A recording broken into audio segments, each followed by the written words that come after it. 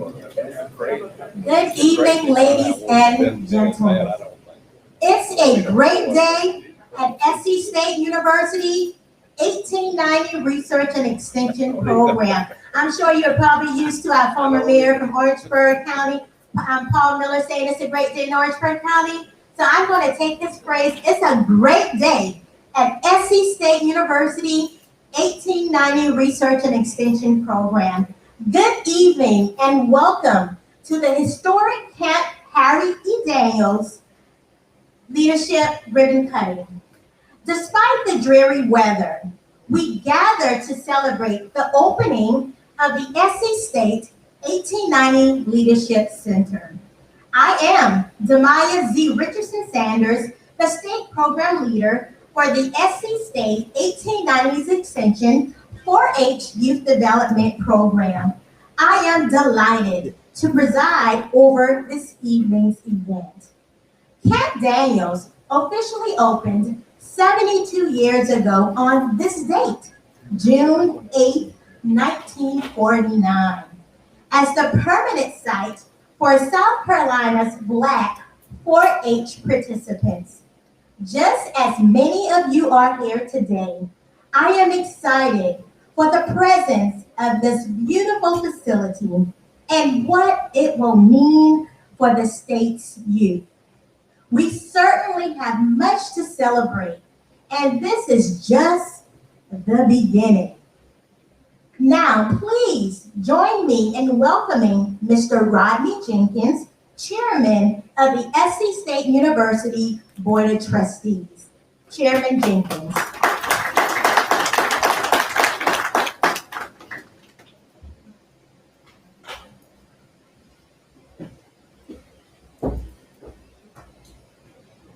Do I have to do this?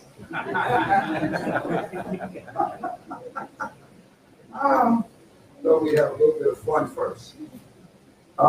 Thank you, Ms. Richardson Sanders. Good evening with bulldog tenacity. Yes. All right? Yes. Bulldog tenacity. Yes. I'm delighted to welcome each of you here today on behalf of South Carolina State Board of Trustees. We are honored that each of you took the time today to travel to Ellery, South Carolina. Now, I'm from the big city of Cameron, right up the street. So you know, I know, actually, Ellery has a stoplight. Cameron just has a caution light. Well, before I get going, I want to take a moment to acknowledge some special guests who are with us this evening. And we have Al Jenkins on behalf of Tim Scott. Thank you for coming. I have Representative Gilda Cobb Hunter, State Representative. Yes. Johnny Wright Sr., Council Member, Orangeburg County. Johnny Ravenel, Council Member, Orangeburg County. No, I'm surprised. I don't think he's here yet. Joseph Garvin, Council Member, Orangeburg County. Janie Cooper Smith, Council Member, Orangeburg County. Willie Owens, Council Member, Orangeburg County. And Ken Westbury, Council Member, Calhoun County. I'd like to say welcome to Calhoun.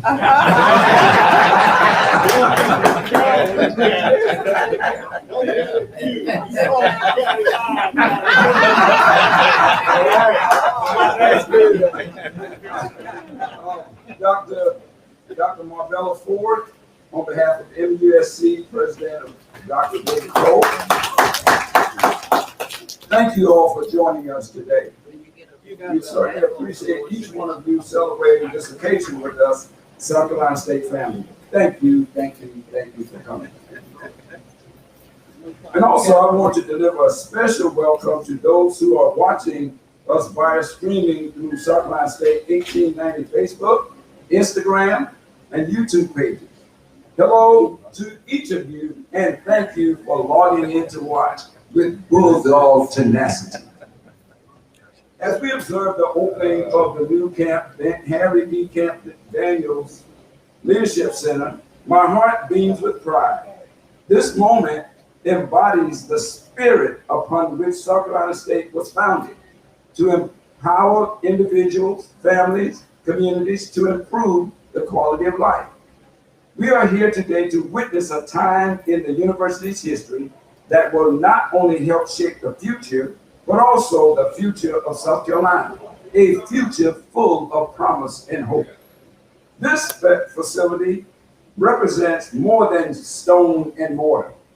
Rather, for the students who will one day walk the halls of the building, the South Carolina State 1890 Leadership Center will cement a foundation upon which they can build a better life for themselves, for their families, and for their communities. Likewise, the center will be the ideal space for business and industry, government agencies, nonprofits, faith-based groups, and other organizations. Here, they can assemble for training that will help leaders and companies grow to achieve the success that awaits them. As I end, I wish to welcome each of you to the ribbon cutting ceremony and thank you for your continued support. Just a bit more. It represents our commitment to sustain academic excellence, drive for innovation through research and discovery, and our responsibility to change lives through outreach and public service.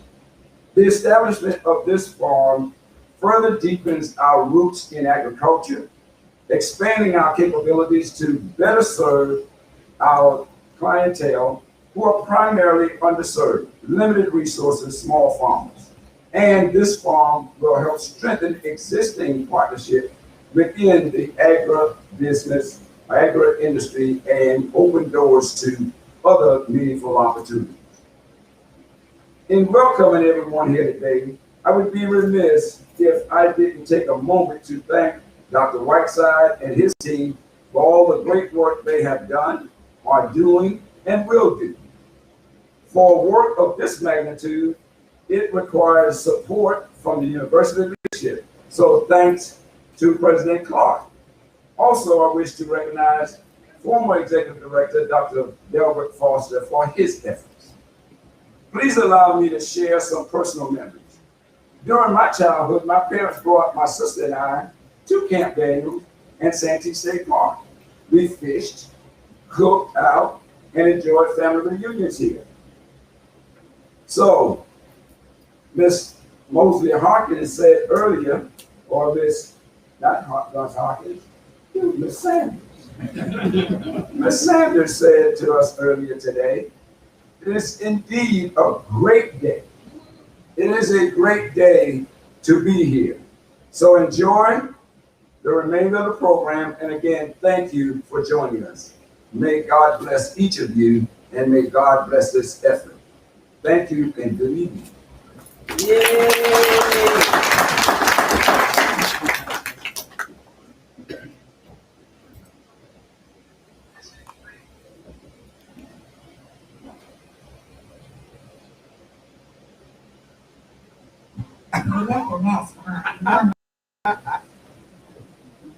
Thank you, Chairman Jenkins. SC State University has an exceptional legacy of developing effective and successful leaders. This center will better position the university and SC State University 1890 to develop the next generation of leaders. Now, moving forward with the program, I am pleased to introduce SC State University President James E. Clark. Please join me in welcoming President Clark, who will deliver the opening remarks. Yay. President Clark.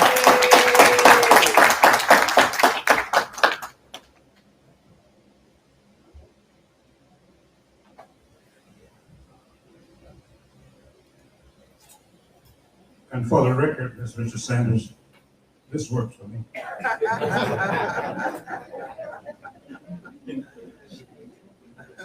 A couple of things before I deliver remarks. Could we take a moment of silence for those that we've lost due to COVID, those who've been on the front line, making it possible for us to be here, those who make it possible for us to, actually for some of us to take off our masks, because the first building that we did like this, we were not able to have people in the room. And so let's just take a moment regarding that.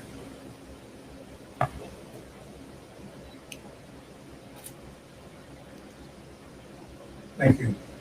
The second thing I'd like to do before I begin remarks, I'd like to help out our chairman. And I think he actually was saving it such that I would have the opportunity to also acknowledge one of our biggest supporters that's in the room, none other than Councilwoman Dolores Frazier. That's right here in the house. We want to make sure that he gave me that opportunity.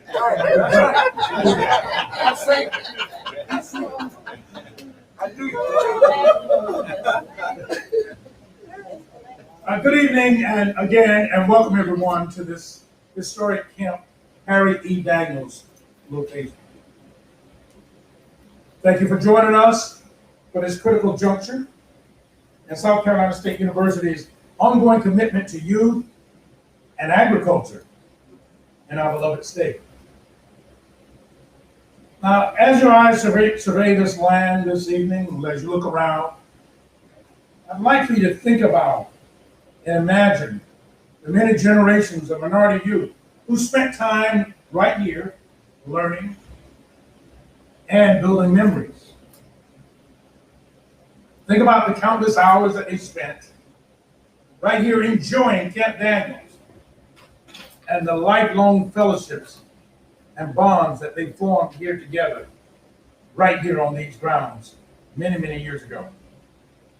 Some of you in the room were actually here doing that. Right. And there's pictures to prove it. So now I ask you to turn your thoughts to the more near future, when Camp Daniels again will serve as a space and a place for young people and adults alike to soak up the natural resources that you see around us, the beautiful natural resources that you see around us. Now, this is indeed a unique occasion and a special occasion, as SC State, with its 1890 Research and Extension Division, honor the storied past of this beautiful property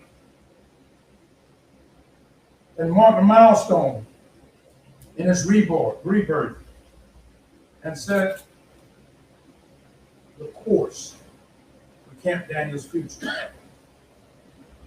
As mentioned earlier, it's most fitting that we do so on the 72nd anniversary of the camp's opening. On this very date, back in 1949, that was back a few years, the camp began as a permanent site for South Carolina's Black 4-H members to explore the natural world. This 267-acre camp, as mentioned before, is named for Harry E. Daniels, who served for more than 25 years as the state supervisor of the Negro Agricultural Extension work for then SCSC, South Carolina State College. Now, from its inception to its closing back in 1994, Camp Daniels offered an unforgettable educational and recreational experience for many of the underserved youth of South Carolina. But for the past 27 years, it lay dormant. It was mothballed as an untapped treasure just waiting to be mined again. But as of today, that's no longer the case. Camp Daniels lives again. Yes. Now, when I arrived at South Carolina State about 5 years ago, I learned a lot about the existence of Camp Daniels from Mr. Foster. Talked about it, but I hadn't been here. And at some point in time, one of the staff members actually drove me down, so I kind of got to look around. And growing up in the country, I got out and kind of walked down and found nature trails and wandered in off into the woods and so forth. Got to look at bits and pieces for the first time. So later I asked Dr. Whiteside to give me an official tour of the place. And at these first sightings, I knew that we had a diamond in the rough.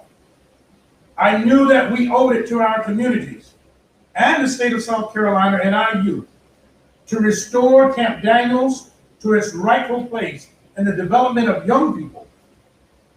And I knew that we had a magnificent resource with unbridled potential. As many of you know, I grew up on a farm in Florida. Yes, I walked the fields, plowed the fields, sowed the seed, and harvested the bounty. But you probably don't know that I spent a lot of time learning about head heart and health. Some of you might know what I'm talking about. 4-H, which is at the core of what happened right here on this site. And although I spent my career in technology and business and higher education, I know that the hard work of my family, that my family and I did on the farm, also helped shape the person that I am today. And those many evenings of meeting with my peers at 4-H Club and doing 4-H things, like many students, many youth did here, helped shape who I am today. So I intimately understand the value of agriculture and having an appreciation for the natural world. As a land-grant institution, South Carolina State has a responsibility to advance agriculture through education, outreach, and research. And Camp Daniels will help us fulfill that mission. We will be able to educate here. We will be able to reach out to our communities from here. And we will be able to do some research right here on this site. So this evening, we dedicate the first of what will be several new facilities and amenities right here on this site. The Camp Daniels Leadership Center that you're part of now is a 15,000 square foot building that includes research laboratories for the research I mentioned, training rooms and meeting spaces for the community outreach that I mentioned, and classrooms for the education that I mentioned, all equipped with the latest communication and instructional technology.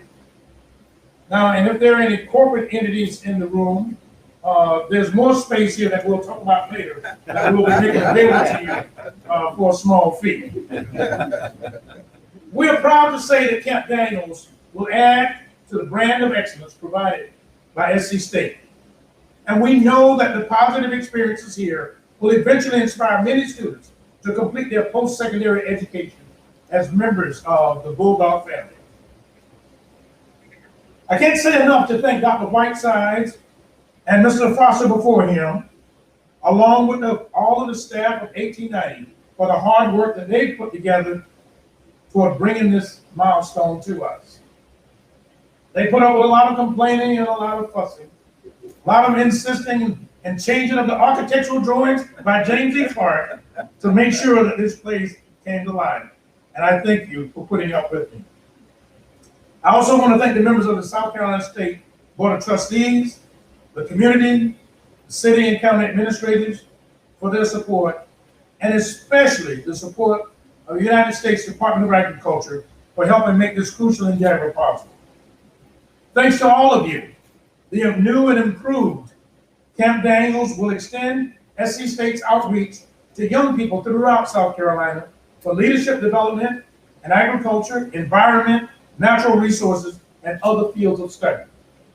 Camp Daniels will both figuratively and literally help us, quote, grow the future. And by the way, we are no way finished. By no means are we finished. We have an ambitious yet sound vision for what this camp can become with an additional with additional first-rate facilities and amenities. And with your continued support, we will strengthen Camp Daniels into the active center of education that it was in the past, and then some more on top of all of that. So thank you again for helping us celebrate this special investment in South Carolina's future. Stay tuned for many more great things ahead. Thank you.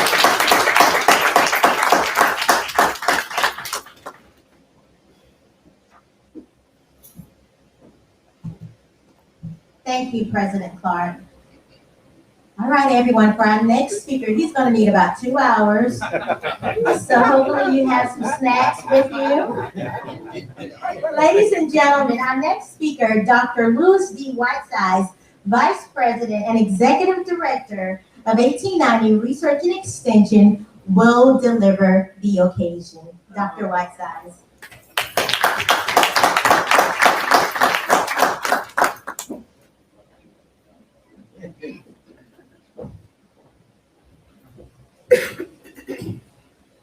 Needs to be adjusted a little bit for me.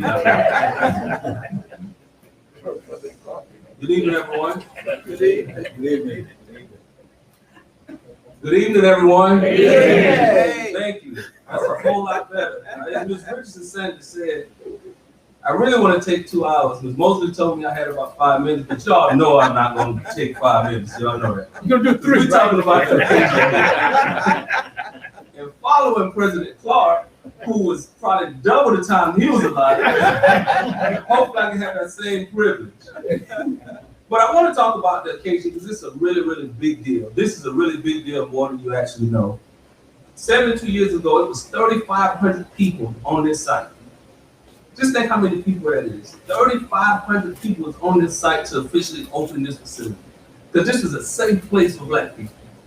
All the stuff that was going on in the 1940s and those kind of things, this is a place they can come and not worry about anything, just be amongst their people. But let me bring you up to speed on something. It wasn't only a safe place for Black kids, it was a safe place for poor kids. Yeah. Because when you look at all our pictures on the wall, it was a lot of white kids here that didn't have anything that were here also. So this is a safe place for our underserved community that we still work with. Doesn't matter the color, doesn't matter anything that's going on with you. This is a place that they can come to be themselves, learn a lot, and help elevate themselves to the next level. And we're going to do that here. Camp Daniels is a treasure in this community, it's a treasure in the state, and it's a treasure amongst our kids. Now, to show y'all the power of this facility, I want to tell y'all a story. I want to tell y'all about a little kid who came from a divorced, broken home, who first stepped foot out here at 7 years old. First of all, couldn't afford to go to 4-H camp, so the cost was only $7. It didn't have the sliding scale, so that kid only paid $3 to come out here for a whole week. Got a chance to canoe, got a chance to swim, got a chance to do bow and arrow, two-legged races, got a chance to do a lot of things and learned a whole lot about just life. And again, a safe space. All the stuff that was going on at home, just got a chance to escape and come out here and see people, not only from Orangeburg and Calhoun County, but Marlborough County, Dillon County, Fairfield County, Anderson, Greenville County, all across the state of South Carolina. Kids came every week during the summer. And so that kid came out here and learned a whole lot of stuff and was really excited when the bus came and was really sad when the bus was leaving when it was time to go. So this one particular summer, the second summer here, they had the basketball games. And I want to recognize Mr. Sam Felder. Where you at, Mr. Felder? I know you're out here somewhere. Mr. Sam Felder in the back was the camp counselor of this kid. And yeah, stand up, Sam. Stand up, Sam. Let's see Sam. Stand up, Sam. Now, at the time, Mr. Felder was a member of the South Carolina State Bulldog football team. And this kid would see Sam on TV on Sundays on the Bill Davis show. And be like, that was my camp counselor. That was my camp counselor. That's the mark that the college students working with the kids had out here. So this kid was out here playing basketball and got beat bad. Just got beat. The kids was picking at him and that sort of thing. And he was just determined. So this kid went home told his mother, hey man, I got beat at camp and I need to learn how to play. So his mother told him, hey, let's go get you a basketball goal. Went got a basketball goal and put it up, taught him a jump shot, taught him how to lay up, and gave him all the drills he needed to do. So this kid worked day and night for a whole year. Couldn't wait to get back to Camp Daniels. Couldn't wait to get back to Camp Daniels the next year. So man, when it was time to sign for Camp Daniels, he was ready. So he comes to Camp Daniels, ready to play, just couldn't wait till the fourth day, because that's when all the Olympic Games was going. This basketball was coming. So this kid came back and got revenge on all the boys that beat him and kicked him.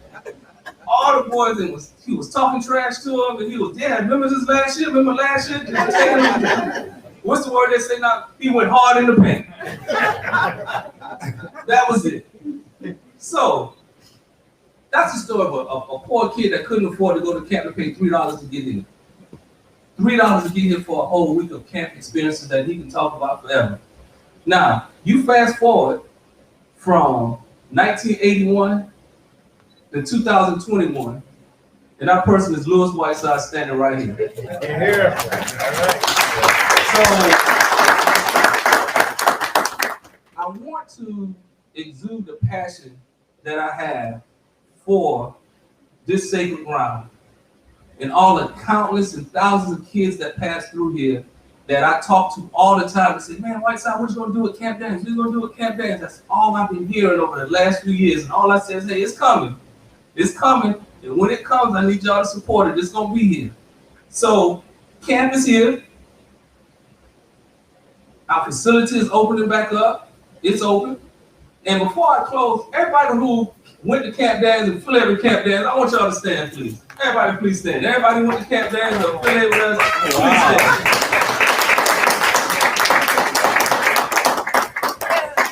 And you see all these folks now. Another thing I didn't tell you about, my mother went there also. So that's how we knew about Camp Daniels. She just knew I had to come.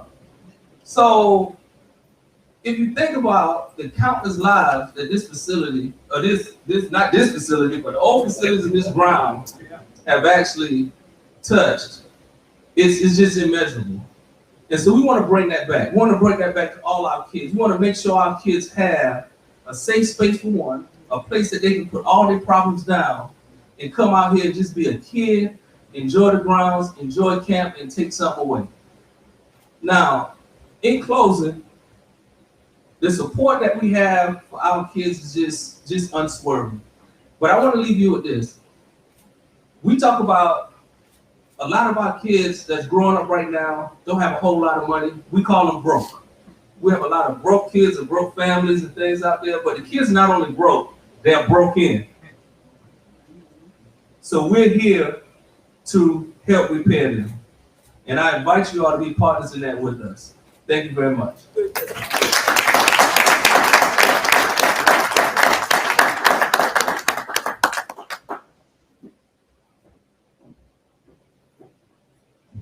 No matter how many times we hear the stories of Dr. Whitesides and his time at Camp Daniels, everyone, he tells it with the same passion.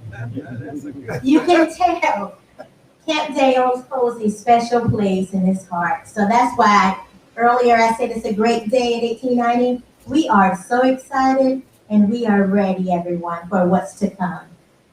Joining us now is retired Dean and Professor Emeritus of the Miller F. Whitaker Library, Dr. Barbara Williams Jenkins. We have asked Dr. Williams Jenkins to provide remarks during today's program because her family played a significant role in the management and operation of Camp Daniels. Following the death of Mr. Daniels, Dr. Williams Jenkins' father, E.N. Williams, managed Camp Daniels. We are honored to give her an opportunity to share reflections on Camp Daniels. Dr. Williams Jenkins.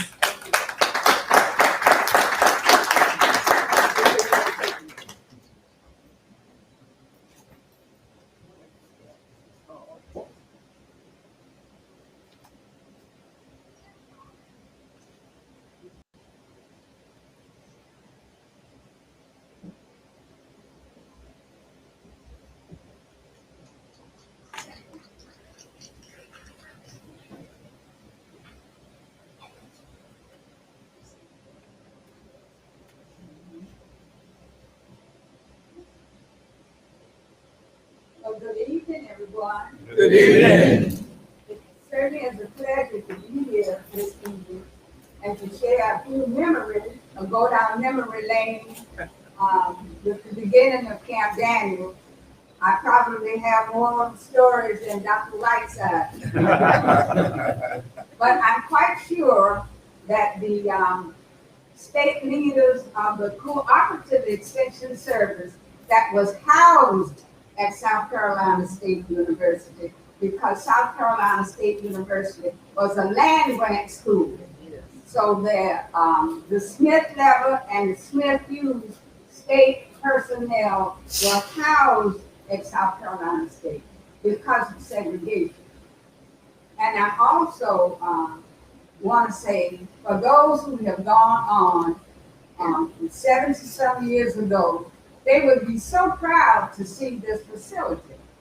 So congratulations, Dr. Whiteside, former staff of Camp Daniels, and of course, Dr. Clark and the staff of South Carolina State University, the board of trustees, and all of the elected officials that had a hand in planning this beautiful facility. Now, what I'm going to do is take you down a few memories down memory lane. So bear with me.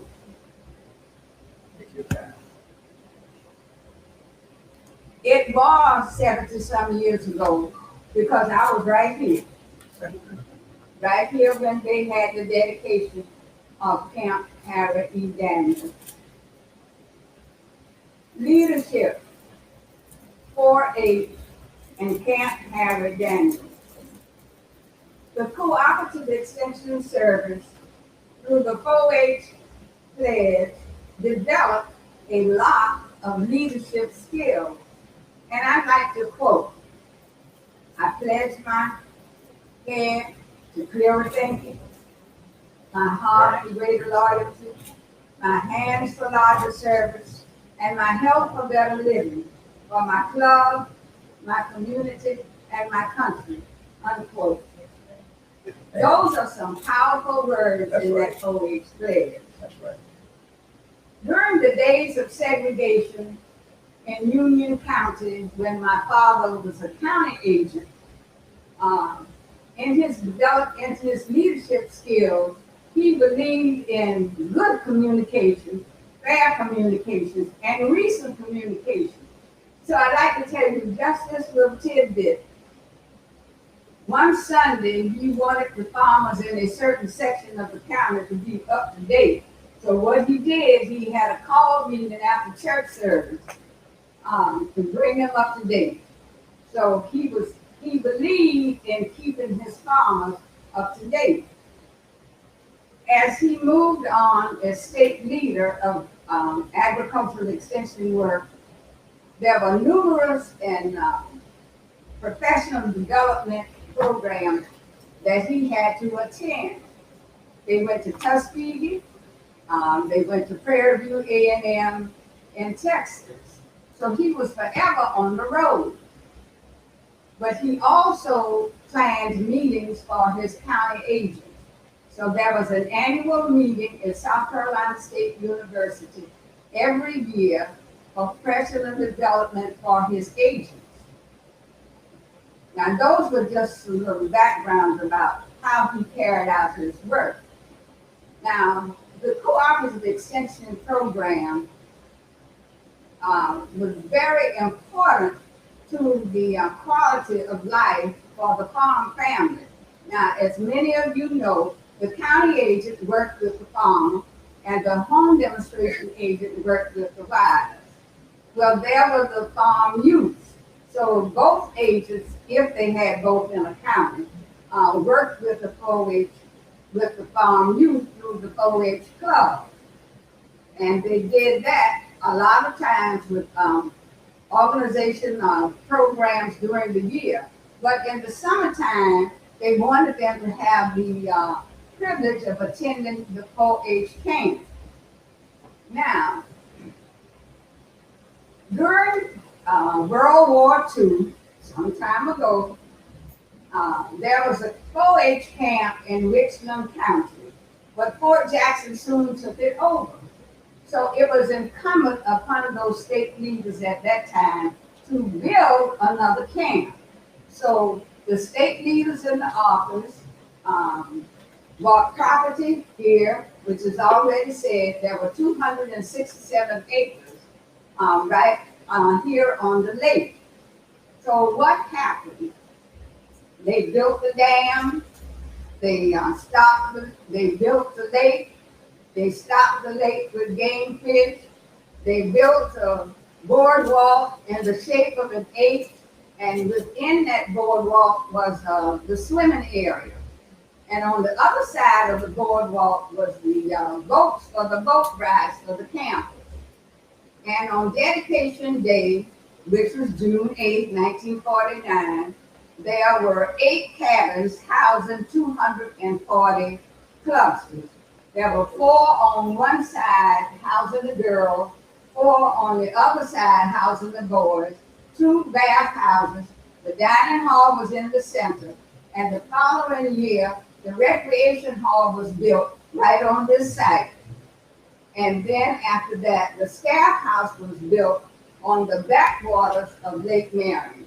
So that's the beginning of Camp Daniel. Well, during the construction time, they didn't have a caretaker. So Mr. and Mrs. Wayman Johnson, Mr. and Mrs. George Dean, and of course my parents, the E.N. Williams, would take turns being the weekend caretakers before the camp opened. And the first caretaker, if I remember correctly, was Mr. Ryland Bodrick and his family. And they live right up there where the caretaker's house is now, right in that vicinity. The role of the camp in the African American community. When the clusters would come to camp, there were leadership skills that they could learn. There was the public speaking through the talent shows. They shared the farm and the home demonstration projects through the communication skills and of course with their learning skills. They experienced interpersonal relationships by forming friendships, and many of them formed friendships for life. And they, of course, they would eat in the dining hall. They formed friendships there.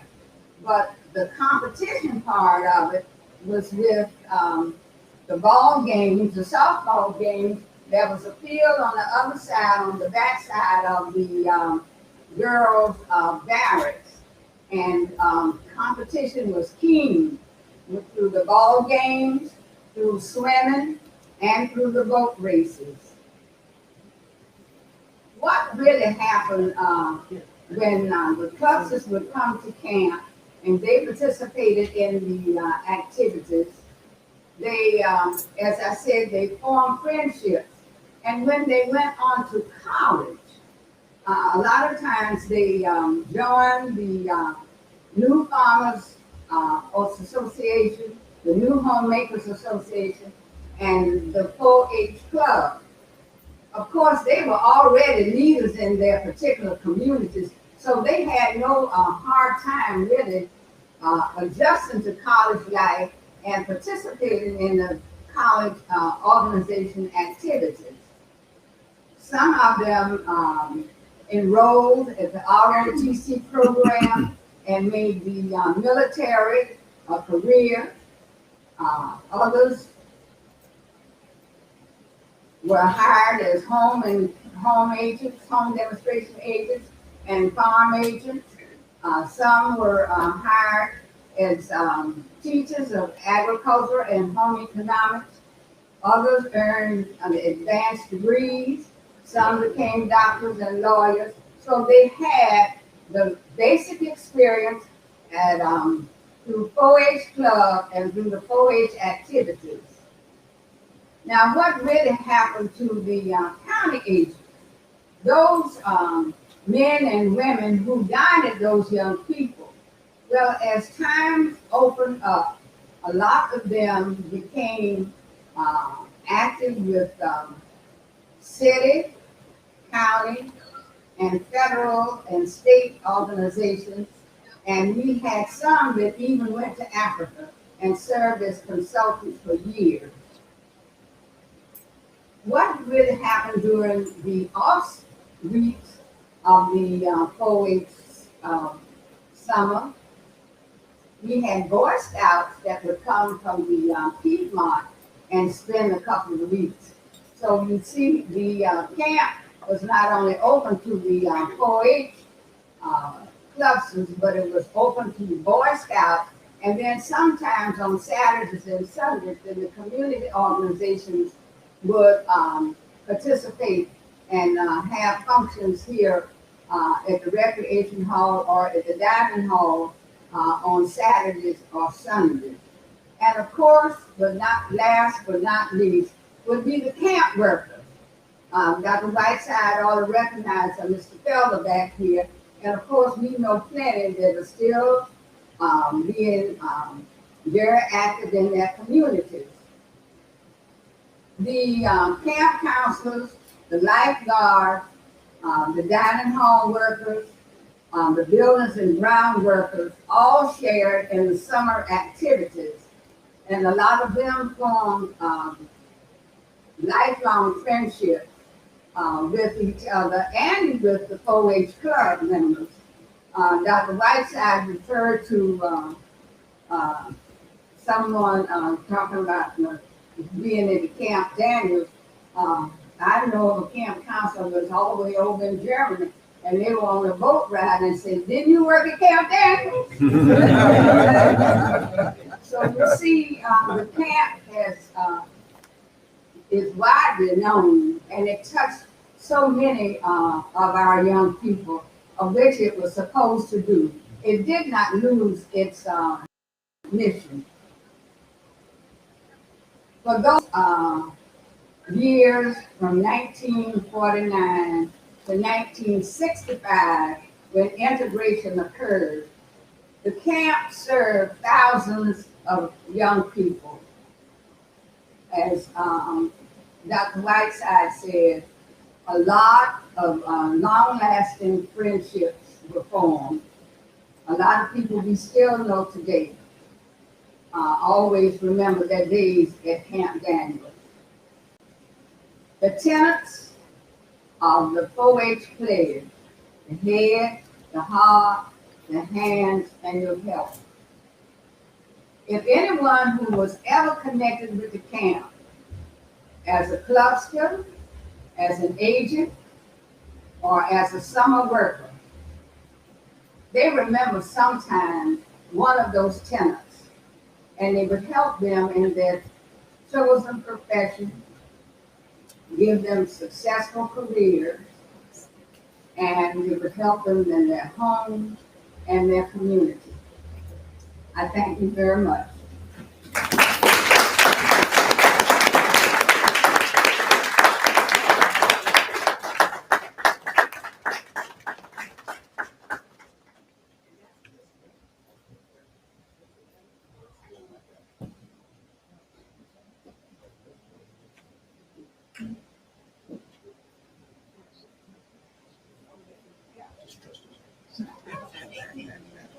Special presentation.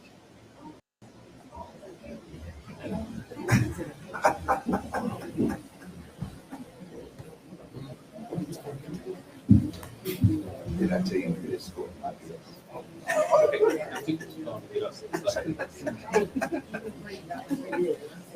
Dr. Williams Jenkins, thank you for sharing such endearing memories with us. Through your reflections, I hope we are all inspired to continue the legacy of your father and all of those whose commitment and sacrifices over time have made Camp Daniels the beloved facility for which it is recognized. At this time, we have a special presentation. Prior to the construction of the facility you see here today, SC State 1890 Research and Extension had funding for this building and other facilities in holding from 2002 to 2016. Shortly after James E. Clark was named 12th president of South Carolina State University, 1890 administrators met with Mr. Clark and expressed their desire to move forward with building state-of-the-art, community-centered facilities. Though he was pulled in many different directions at that time, President Clark listened to understand the importance of 1890 and its role in helping the university achieve its land-grant mission. He understood the value of ensuring facilities such as 1890 Administration Building on campus and this Leadership Center came into existence. In recognition of his support, SC State announces the naming of the James E. Clark Conference Room, the very room in which we sit today. The tribute display is located just outside this room and features a photo of President Clark along with a quote that reads, "Historic Camp Harry E. Daniels will forever remain a community gem, providing life-changing experiences for youth and countless lifelong learning opportunities that will empower and inspire generations of leaders to build communities." President Clark, thank you so very much. If you have any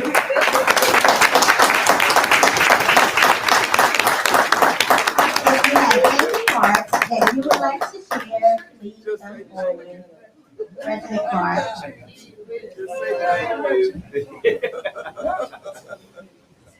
You know what Donnie Shell would say? Did you know what Donnie Shell would say? Yes. Well, she just told me that this is the James E. Clark Research. Let me just say thank you to the 1890 team. There's a lot of connections with this facility that are not necessarily obvious, and with 1890 and the multiple facilities that we're doing. And I want to take a moment. I know that there's a reference just to me, but there was a person that made the funds possible, and that was Dr. James Walker. He's no longer with us. And now one of the things that when I first arrived, Mr. Foster was telling about this great person, Dr. Walker. Then later, in talking about the Whitesides, talking about Dr. Walker. And I must take this moment because it'd be befitting. You don't know this, but Dr. Walker was my high school classmate. We both grew up in Quincy, Florida. We both worked on the farms together. And so this is very touching. And yes, I did spend a lot of time in 4-H and audience. And so, and yes, some of you probably know, I did have a little discussion with the architect in terms of changing how this room looked and the veranda outside and overlooking the lake. And I told him, you guys need to do it and figure out how to make it fit in your budget that you have. And it's there. So being able to look across the pond, look across the lake, I can envision people having meetings and sessions here, really planning sessions, and then stepping outside and having a good dialogue with each other. So thank you. And you said there's a picture outside. I have to thank you so much. Thank you so much.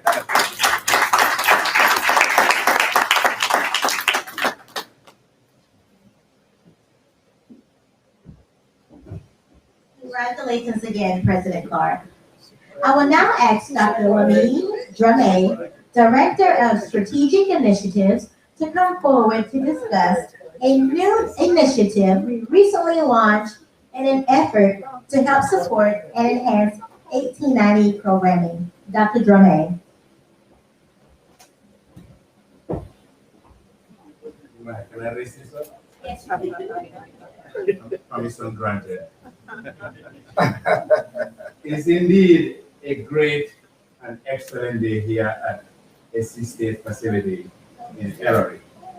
Albert Einstein said, knowledge is powerful, and more powerful than knowledge is the ability to imagine.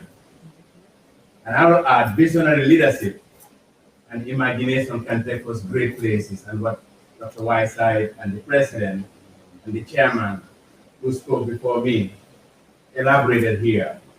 And the historic legacy we hear from, Ms. Jenkins tell us that we have a long way to go and a journey to travel. It is about excellence. Dr. Whiteside mentioned it's about students.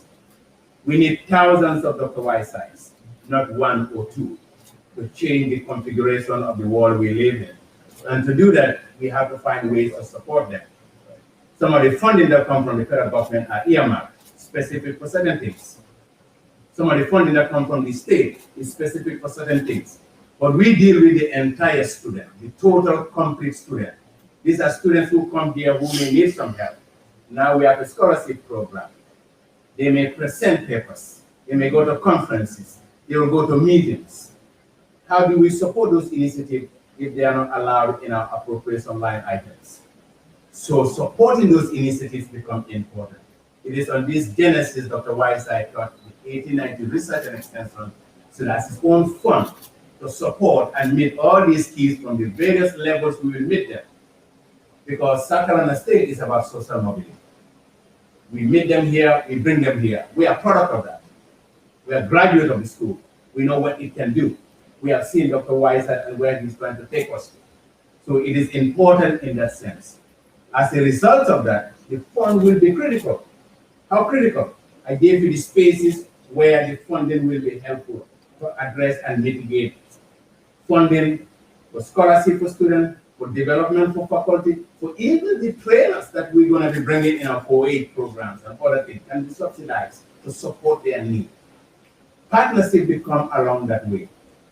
And then we have our first fund donation given to us by a long-standing partner of South Carolina State University 1890, the Metro Agribusiness Council. When Dr. Whiteside announced, they answered the call and they gave us $1,500 donation. That $1,500 started conversation among the community.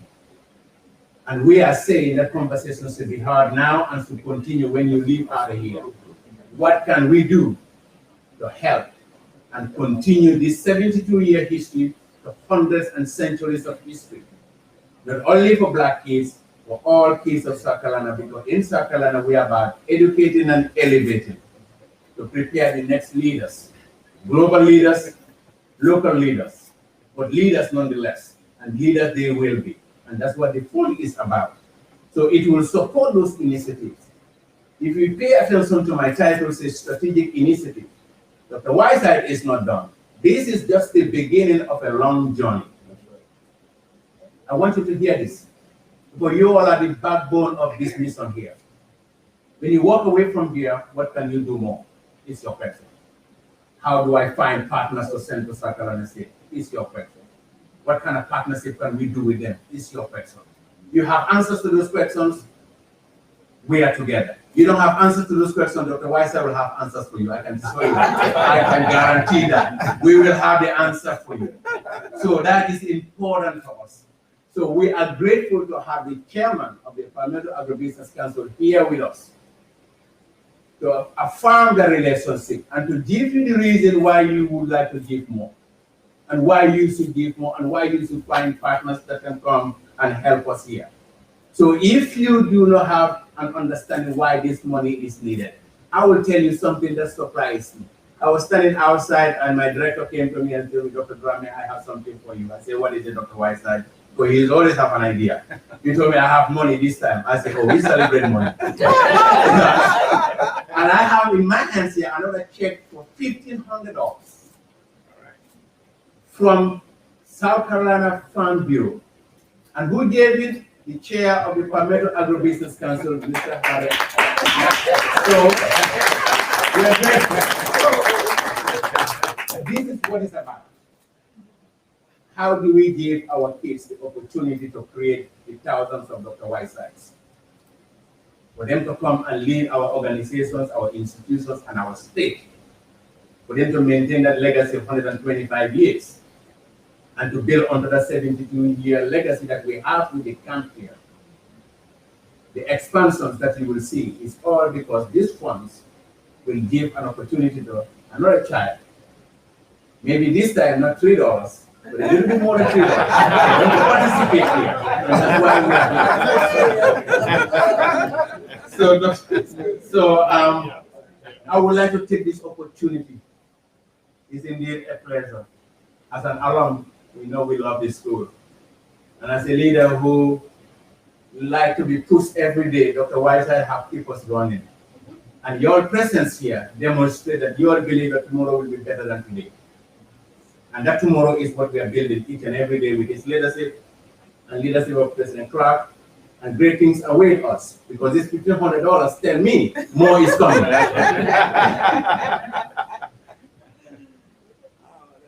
So, Mr. Harrier, I would like to take this opportunity to thank you. To thank Palmetto Agribusiness Council, and yes, to thank Rodney Summers. He is not here with us, but Palmetto Agribusiness Council did not only give us a $1,500 check. They have written support letters for us in our appropriation pursuits in the General Assembly.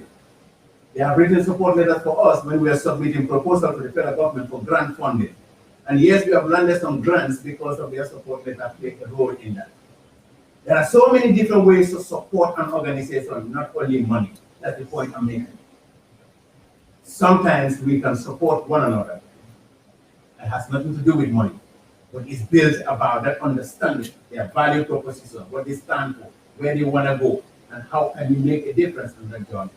So we are grateful to Palmetto Agribusiness Council. We look forward to expanding this partnership with the Farm Bureau. Certainly, it is a great day here at South Carolina State University. And thank you so very much. Oh, that's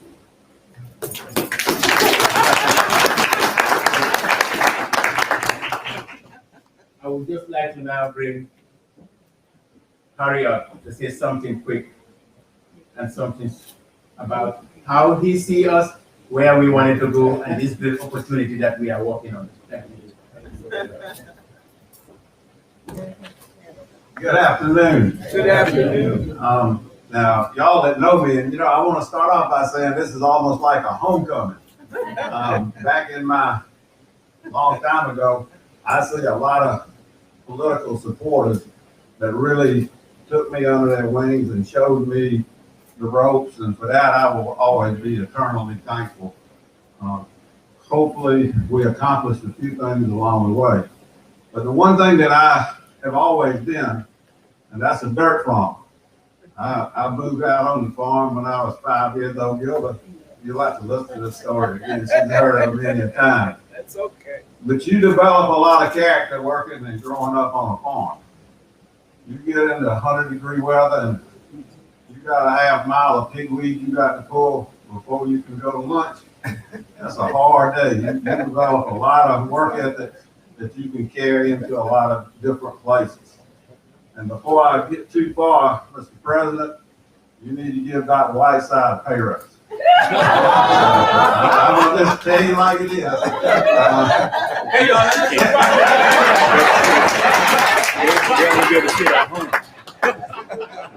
I know he's no better than the leadership he's providing, okay?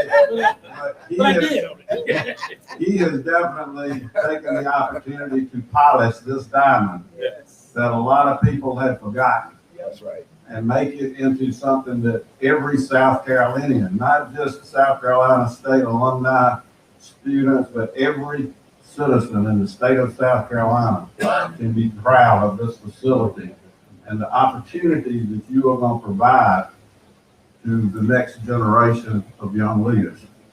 Now, Ms. Sanders, I know you hate the weather, and I'm sorry, but a farmer loves rain, so. Those of us in agriculture, it'll quit raining long enough for us to do, but we love the rain. Mr. Jenkins, one stoplight. I'm from the metropolitan area of St. Matthews. We got 2 stoplights and a harness. But it is about support and relationships. And that's what I'm here, not only as the chairman of the Palmetto Agribusiness Council, but also the president of South Carolina Farm Bureau, also a board member of State 4-H. It is all about opportunities for our young people to be exposed to agribusiness. And when I say agribusiness, I'm not just talking about a farmer. I'm talking about an engineer that's designing precision agricultural equipment. I'm talking about doctors who are developing new seed varieties to feed the world. The opportunities in the agribusiness arena today are unlimited. The population of the world gets bigger every day. The number of tillable acres gets less every day because we have to take land that used to be in crops and put it into houses and roads and hospitals and schools and all of those other things. So the challenges are great in agriculture, and I know Camp Daniels is about more than agribusiness, but that's near and dear to my heart, so forgive me if I focus a lot on the agricultural part of it. But we have to do better and smart. And as we do that, we open up really wonderful opportunity for the next generation. Now you say, well, why is a place like Camp Daniels so important? Hopefully, we will be able to bring those children with some of that corporate money that we hope will continue to come off of those scholarships for those kids that might not be able to afford it on their own, to come and be exposed to that basketball. But while they are exposed to playing basketball and boat rides, they are learning important life lessons that they can use in whatever field they choose to go into. Now, obviously, I hope a few of them will choose to go into agriculture. Yes. Why is that important? Because the average farmer in the agribusiness community looks like me. That's white and 65. Okay, we need to make that multiracial and young if we are going to have a future in agriculture. So I am excited about the partnership that we bring to Camp Daniel and 1890 Fund and the program. Y'all got it going on, Mr. President. I was in Olar, South Carolina, and we dedicated a farm. And now I'm in Ellery, South Carolina, dedicating a new camp. I don't know what I'm gonna be at next. Wait, there's more. But I hope you'll invite me. And if you do, I'll be there because the future is bright.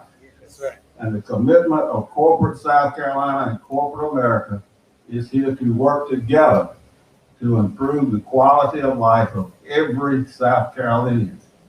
Every South Carolinian across the board.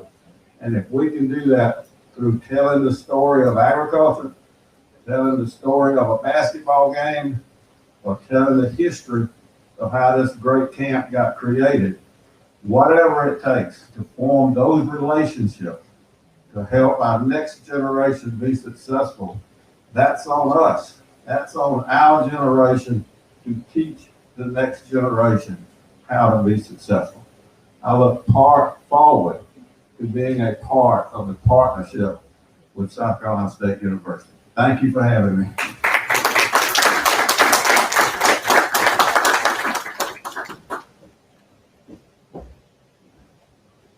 Thank you very much, Harriet. Thank you so very much.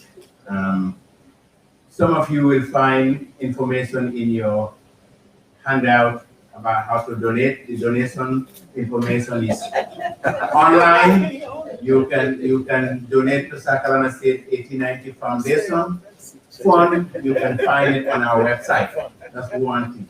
If you know Dr. Whiteside, you can contact him. You know any of our staff, you can contact them to get any information you will need to know about the fund so that we can continue this momentum going forward. And in closing, Mr. Summers is not here, but Ronnie Summers has been very instrumental in helping us, and we would like to acknowledge his leadership. He's the executive director of the Palmetto Agribusiness Council, and a good support to South Carolina Mr. State Chairman, 89. can I just say, Ronnie would have been here, but he was on vacation last weekend in West Virginia. His wife developed pancreatitis. She is currently in the hospital in West Virginia and will probably not get out of the hospital until Wednesday. So he's obviously in West Virginia with his wife. Thank you so much.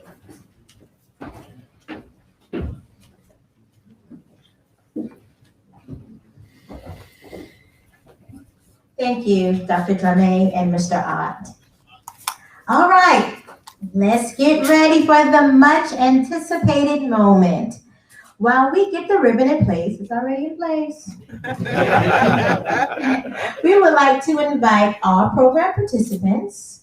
So if you're on the program, we need you to come forward.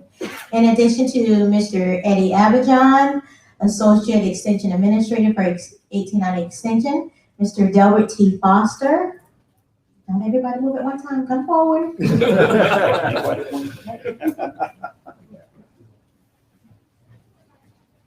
In addition to retired First Sergeant William Smith from Senator Lindsey Graham's office, Al Jenkins from Senator Tim Scott's office, This way. the Honorable Donnie Hilliard, Mayor of Santee, and if we have a representative from Calhoun and Orangeburg counties.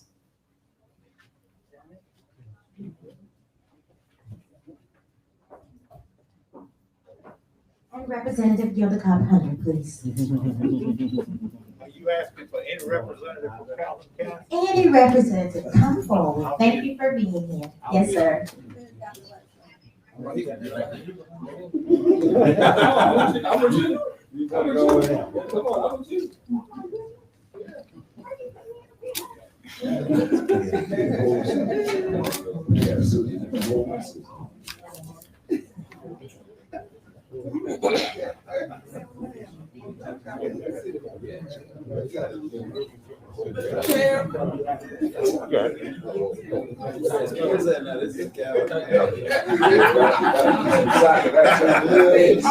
All right, now, is everyone in place? Yes. Okay. Now that everyone is in place, on the count of three, we're going to cut the ribbon. So everyone in the audience, you can help us by participating. Are you ready? 1, 2, 3. Awesome, you may return to your seat.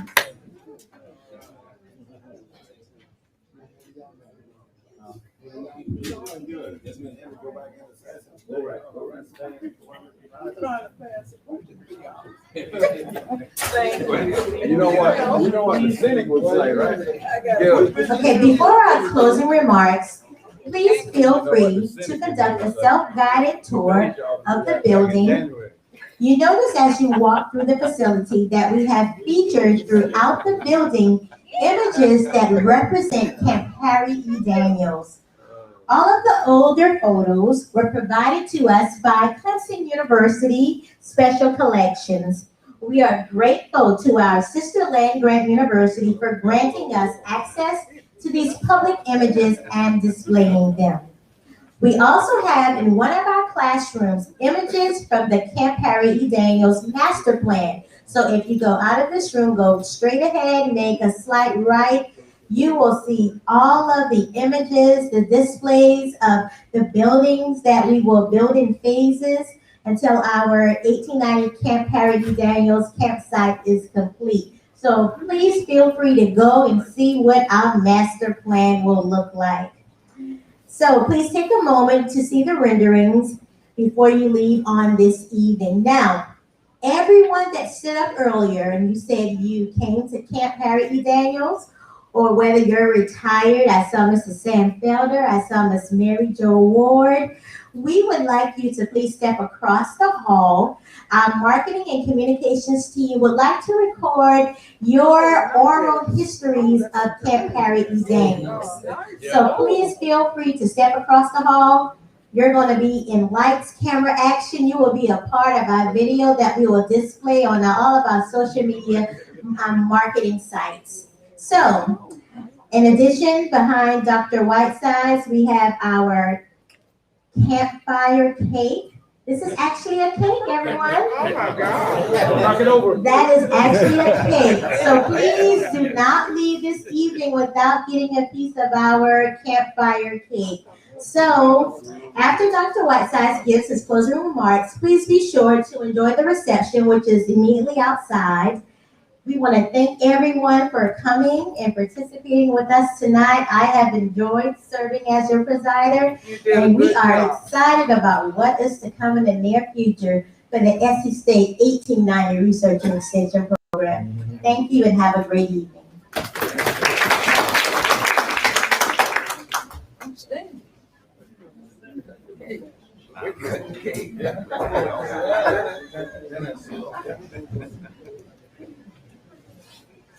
Well, Mr. Mike kind of already closed us out. You know, he kind of said everything I was going to say.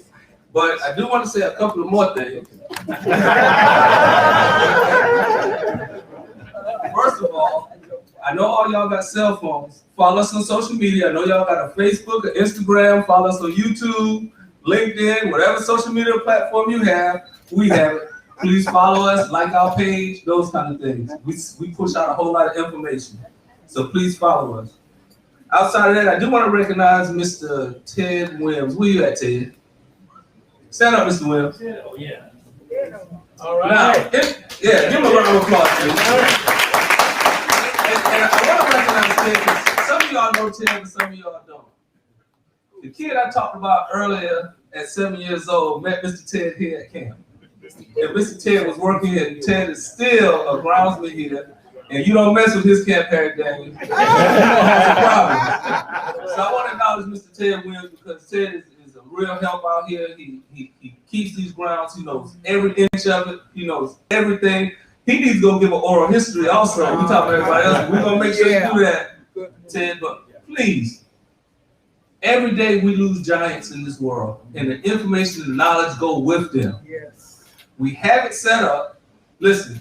We don't have a time period to be out of here. This is our facility. We had a reception set up outside so you can enjoy the ambiance, you can talk, get caught up with people outside. But please take advantage of our oral history. We want you to come out and just talk. Whatever you remember, we want to put this together and preserve this. Because 72 years from now, I don't know how many of us are going to be here. Whenever we launch it for a third time, we want to make sure that we have some remarks from us to them. But to have Dr. Williams here, who was here for the original opening. The original opening in 1949 is a big deal. And to be here, give another round of applause. And to be a sound mind and body still is a real big deal also. So, and I tell y'all, when I first was named to the position, I got a letter in the mail. You know, mail was coming in, congratulations cards. But I opened this piece of mail and it was like 5 or 6 page letter from Dr. Williams telling me about the history of Camp Daniels, and we better do right by Camp Daniels, and we better do this and that and such and such. So she's fully invested, and I want to thank Dr. Williams again for coming out and again giving us all the history. So we definitely going to capture her. But any memories or anything that you have, please make sure and go in the room and just let us record it. We're going to be here until everybody go home. We're not running away from here. We got food out here we need y'all to eat up. Because we're not taking it with us. And so, I'm about to close this out now, but I have a couple more things I need to say. I just want to recognize a few more people. I want to recognize Mr. Dan Camp, Mr. Lee first. Raise your hand right here from Santee Cooper. I want to recognize them for coming out. They've been partners with us working on some things here at Camp Days. I appreciate their friendship and the work we're doing with them. I just want to recognize them. I want to recognize where Jason at, Mr. Jason Irvin. He's on our Joint State Advisory Council with Clemson and South Carolina State. Again, I want to put this in the atmosphere. We do not duplicate programs with Clemson. We don't want Clemson money. They don't want ours. We have 2 separate line items. We work closely with them and have been for years. As Mr. Mike said earlier, the collections that we have outside was in Clemson's archives, and they were gracious enough to give it to us. We would not been able to complete it without them. So we do want to recognize Jason, and he works with him. We're one of our partners that we work with in the agricultural community.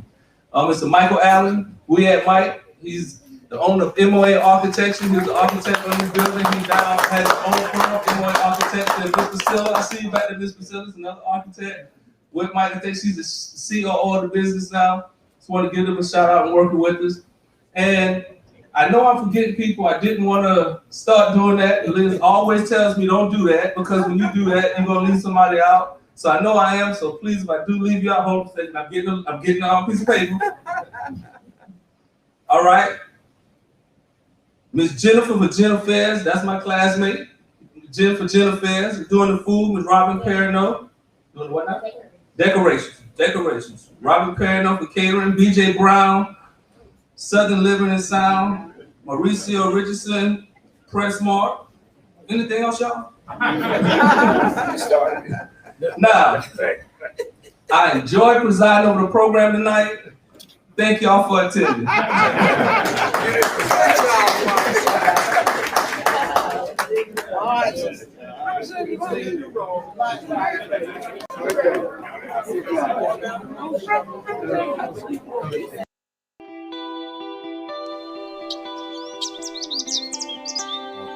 Camp Daniels was being utilized by another program where we have the farm agents, home demonstration agents, and so forth, who actually used that camp for their own purposes some years prior to 1890, taking possession of it.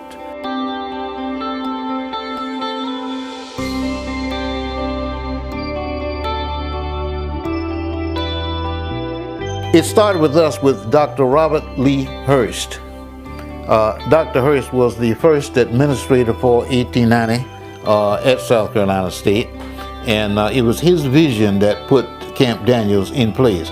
Dr. Hurst was very passionate about youth and how they were being trained and being raised and so forth, and he always felt strongly that the youth were our future. And he would always tell us that. To put it sort of like in perspective, he said that if we train our youth, then they in turn will train their parents. And that's what's going to bring about the growth and so forth, to expand what we were trying to do in order to improve our families and so forth in the communities. Camp Harry Daniel mean that our kids got exposed to different things that they was not used to. Okay, that may be the first time a child left the community for any reason.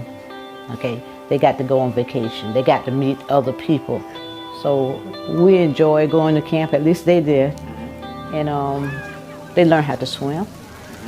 They learn how to play together, sports and things. They even learn how to stay together. Camp Harry Daniels is one of the best programs to date for 1890 extension. Camp Daniels provided a safe environment, nurturing staff with emphasis on diet, health, safety, personal hygiene, and other personal development activities. Yeah, we used to do a little project on garden, teaching them how to grow different little products and vegetables, and teaching them how they can do that with right in their home. When it first started, it was 2 weeks. And the kids, they didn't want to go home. We was the one ready to go, but they wasn't. And they just enjoyed it. And during that time, they didn't have to pay anything for the camping. I think they finally went up to $10 afterward for, say, 10 days and then 5 days.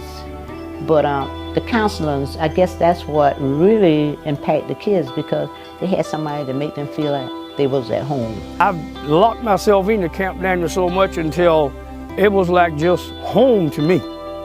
You know, in 38 years of it, you get to see a whole lot and get to learn a whole lot about people. The theme for the camping program was camping this community.